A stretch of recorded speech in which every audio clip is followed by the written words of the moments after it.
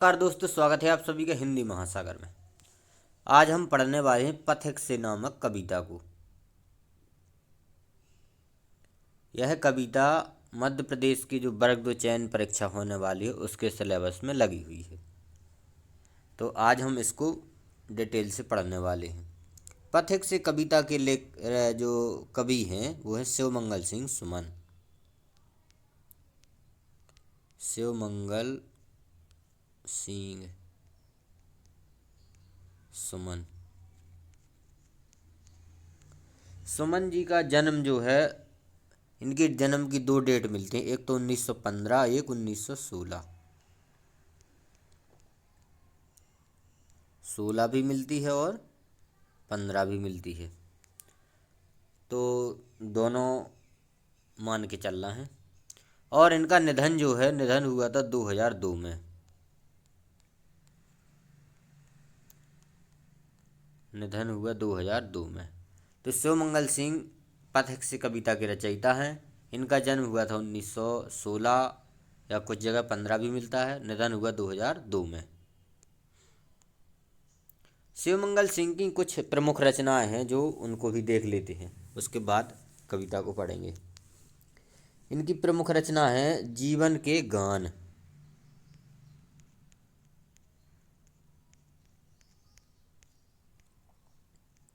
पहली है जीवन के गान। दूसरी है प्रलय सृजन। प्रलय सृजन। एक और इनकी रचना है कि विश्वास बढ़ता ही गया।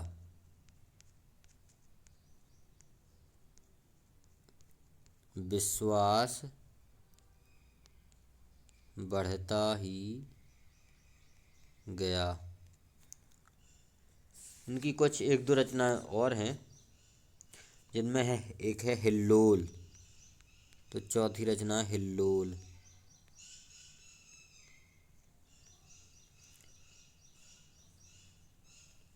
एक और फेमस ज़्यादा रचना जो है कि मिट्टी की बारात।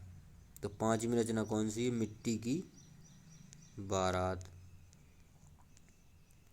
मिट्टी की बारात।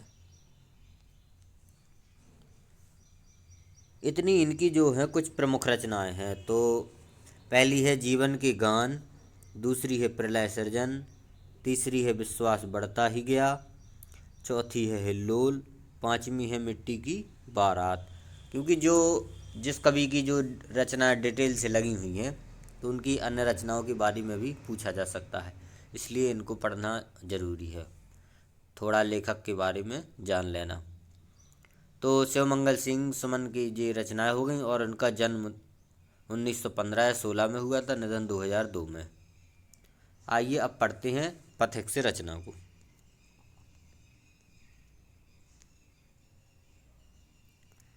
पहले पाठ परिचय देख लेते हैं, इस रचना में है क्या। यह एक कविता है। इसमें अपने लक्ष्य की ओर अग्रसर होने में पथिक के मार्ग में अनेक बाधाएं आती हैं। जब कोई व्यक्ति अपने लक्ष्य की ओर आगे बढ़ता है तो उसको रास्ते में बहुत सी बाधाएं आती हैं, लेकिन मार्ग के सुहावने दृश्य, नदियाँ, झरने, पहाड़, वन सभी अपने सौंदर्य से उसे आकर्षित करते हैं। जो स्थिति साधारण यात्रा की है वही स्थिति जीवन यात्रा की भी है। सांसारिक समस्याएं, सुख दुख, शोक, हताशा उसे कर्तव्य से विमुख करती है। इस कविता में कवि ने जीवन पथ के पथिक को सचेत करते हुए परामर्श दिया है कि इन सभी बाधाओं का साहसपूर्वक और विवेकपूर्वक सामना करते हुए वे अपने अपने कर्तव्य पथ पर अग्रसर होते रहें, मतलब आगे बढ़ते रहें। तो इस कविता में जो है कवि ने जो पथिक है उसको सलाह दी है कि अपने जो मार्ग में तुम्हारे बाधाएं आएंगी जीवन के, उसको सभी को पीछे करते हुए और तुम्हें आगे बढ़ते जाना है। तो पहले कविता को पूरी एक बार पढ़ लेते हैं, उसके बाद उसका अर्थ समझेंगे।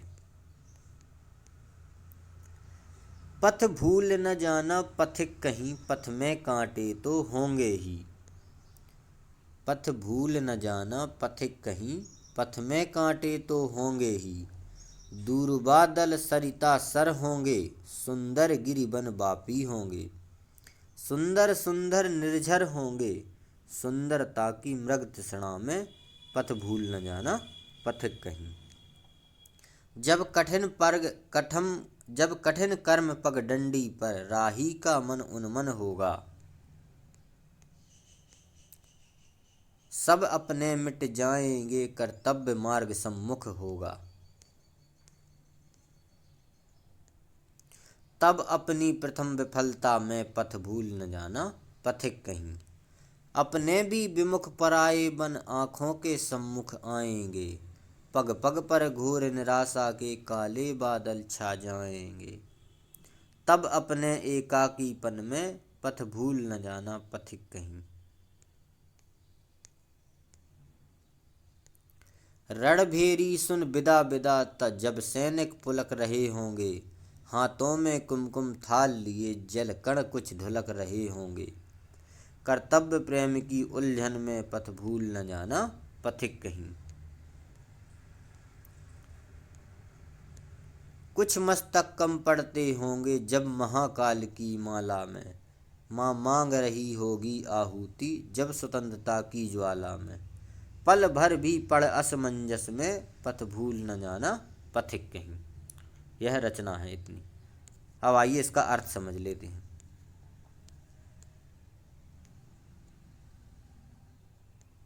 सबसे पहले कवि कह रहा है कि पथ भूल न जाना पथिक कहीं, पथ में कांटे तो होंगे ही। जब पथ मतलब होता है रास्ता, जब व्यक्ति अपने कर्तव्य मार्ग के पथ पर आगे बढ़ता है, जीवन में आगे बढ़ता है, तो उसे अनेक प्रकार की जो है समस्याएं आती हैं। तो उन समस्याओं से कवि कह रहा है कि तुम्हें अपने समस्याओं से डरकर भागना नहीं है, क्योंकि जब तुम अपने जीवन रूपी मार्ग में रथ में आगे बढ़ोगे तो तुमको समस्याएं आएंगी, तो उनसे डरकर घबराना नहीं है। रास्ते में दूरबा दल सरिता होंगे, सर होंगे। दूरबा दल मतलब होता है कोमल घास, जिसको दूबा कहते हैं, कोमल घास। सरिता मतलब होता है नदी, सर मतलब तालाब। तो जब तुम रास्ते से जाओगे तो तुम्हें कोमल घास मिलेगी, नदियाँ मिलेंगी, तालाब मिलेंगे, सुंदर गिरि वन बापी होंगे, सुंदर सुंदर पर्वत पहाड़ होंगे, सुंदर सुंदर निर्झर होंगे, मतलब जो है झरने होंगे सुंदर सुंदर। तो इन सभी सुंदरताओं की मृग तृष्णा, मृग तृष्णा का मतलब होता है भ्रमजाल। तो जो ये सुंदरता की जो मृग तृष्णा है, जब जो तुम्हें नदी, तालाब, कोमल घास, सुंदर सुंदर झरने, जब रास्ते में तुम जाओगे तो तुम्हें ये सभी चीज़ें मिलेंगी। लेकिन इस रास्ते पर आपको जो है भूलना नहीं है, इन सभी भी सुंदरता की मृग तृष्णाओं में आपको जो है भूलना नहीं है अपने रास्ते को, अपने जो कर्तव्य तुम्हारा मार्ग है, आपको उसी अपने कर्तव्य मार्ग पर आगे बढ़ते जाना है। पथ भूल न जाना पथिक कहीं। तो कवि कह रहा है कि इन सभी सुंदरताओं की मृग तृष्णा मतलब भ्रमजाल में जो तुम्हारा रास्ता है उसको नहीं भूलना है, आपको अपने रास्ते पर चलते जाना है। आगे कवि कह रहा है कि जब कठिन कर्म पगडंडी पर, राही का मन उन्मन होगा। सब सपने मिट जाएंगे, कर्तव्य मार्ग सम्मुख होगा। जब आप अपने रास्ते पर आगे बढ़ेंगे तो उसमें बहुत सारी कठिनाई आएंगी, तुम्हारा मन उदास भी होगा। जो सपने सजोए हुए थे जीवन में वो सभी क्या होंगे, मिट जाएंगे, और जो कर्तव्य मार्ग है वो आपके सामने होगा। तो वहाँ उस टाइम पे घबराना नहीं है कि अपने जब सपने जो है मिट रहे हैं और कर्तव्य मार्ग सामने खड़ा है, जो सोचा है वो नहीं हो रहा, उसके विपरीत हो रहा है, तो उस टाइम पर घबराना नहीं है आपको। कवि कह रहा है कि तब अपनी प्रथम विफलता में, पथ भूल न जाना पथिक कहीं। जब तुम्हें पहली बार विफलता मिलेगी, क्योंकि जब आपने जो सपने सजाए वो पूरे नहीं होंगे और कर्तव्य मार्ग सामने होगा, तो जो अपनी प्रथम विफलता है आपकी, उसको उसके चक्कर में आपको भूलना नहीं है कि अपने रास्ते से हट जाओ। आगे कभी कह रहा है कि अपने भी विमुख पराये बन आँखों के सम्मुख आएंगे। तो जो वास्तव में अपने कहे जाते हैं, जब आप विफल होंगे तो वो अपने जो है आपको पराये के समान लगेंगे, वो आपके सामने मतलब पराये बन जाएंगे। जब कोई व्यक्ति जो है विफल होता है, किसी काम में फेल होता है, तो जो अपने भी होते हैं वो भी साथ छोड़ देते हैं, तो वो भी पराये के जैसे बन जाते हैं। तो कभी कह रहा है कि जब तुम्हारे अपने जो है, जब तुम विफल होगे तो वो भी तुम्हारा साथ छोड़ देंगे, तो उस टाइम पर घबराना नहीं है। पग पग पर घोर निराशा के काले बादल छा जाएंगे। तो हर रास्ते के कदम कदम पर, पग पग मतलब कदम कदम पर, तो कदम कदम पर जो घोर निराशा है उसके काले बादल छा जाएंगे। क्योंकि जब किसी कार्य में तुम अपने काम में विफल होगे, असफलता मिलेगी, फेल होगे, तो तुम्हारे सामने जो है घोर निराशा आ जाएगी, मतलब मन में निराशा आ जाएगी कि मैं क्यों फेल हो रहा हूँ। तब अपने एकाकीपन में पथ भूल न जाना पथिक कहीं। जब अपने साथ छोड़ दें, क्योंकि जब व्यक्ति फेल होता है तो उसके अपने वास्तव में साथ छोड़ देते हैं। तब कवि कह रहा है कि उस टाइम पर जब तुम अकेले होगे, तो उस टाइम पर तुम्हें जो है आपको भूलना नहीं है, अपने रास्ते से हटना नहीं है कि अब अकेले बचे, कोई साथ नहीं दे रहा, तो अपना रास्ता छोड़ दो या भटक जाओ। तो उस अकेलेपन में भी अपने को जो है अपने रास्ते से भटकना नहीं है।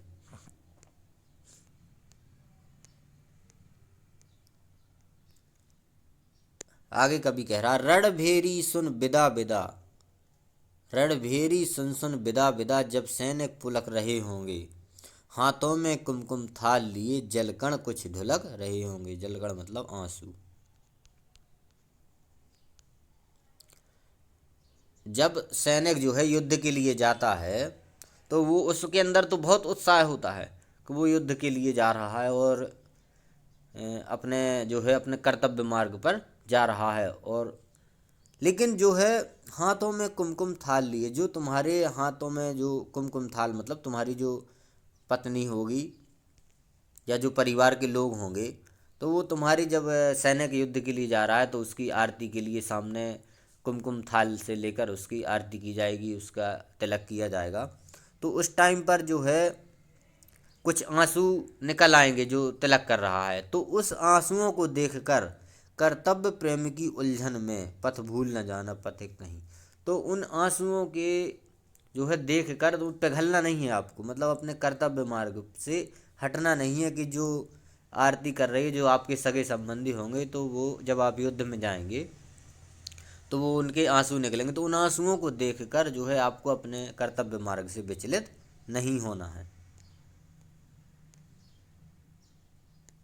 आगे कभी कह रहा है कि कुछ मस्तक कम पड़ते होंगे जब महाकाल की माला में, माँ मांग रही होगी आहुति जब स्वतंत्रता की ज्वाला में, पल भर भी पड़ असमंजस में पथ भूल न जाना पथ कहीं।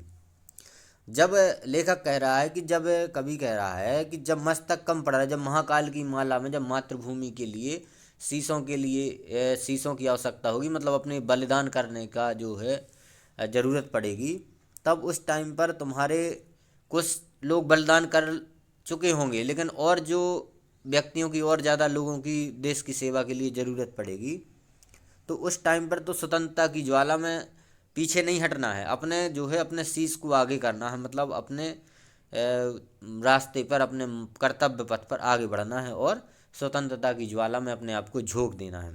तो वहाँ पर उस टाइम पर आपको अपना शीश जो है बचाकर छुप नहीं जाना है, अपने कर्तव्य मार्ग पर आगे बढ़ना है और अपनी देश की स्वतंत्रता के लिए अपने शीश को कटाने से भी नहीं डरना है।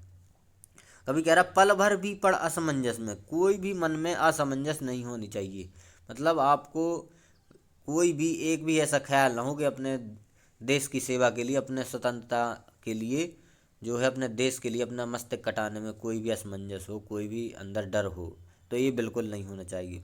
कोई भी असमंजस में पड़ पथ भूल न जाना पथिक कहीं। तो किसी भी असमंजस में पड़े हुए बिना अपने कर्तव्य मार्ग पर और अपने देश के लिए, स्वतंत्रता के लिए अपने जो है सिर को अर्पण कर देना है। ये कविता थी शिवमंगल सिंह सुमन जी ने, ये बहुत ही बेहतरीन कविता लिखी है। इसके माध्यम से उन्होंने संदेश दिया है कि अपने जब रास्ते पर आप आगे बढ़ोगे तो बहुत सारी समस्याएं आएंगी, परिवार का भी दबाव होगा, जो अपने वास्तव में होते हैं वो भी साथ छोड़कर चले जाएंगे, आप अकेले पड़ जाओगे, लेकिन अपने कर्तव्य मार्ग से पीछे नहीं हटना है।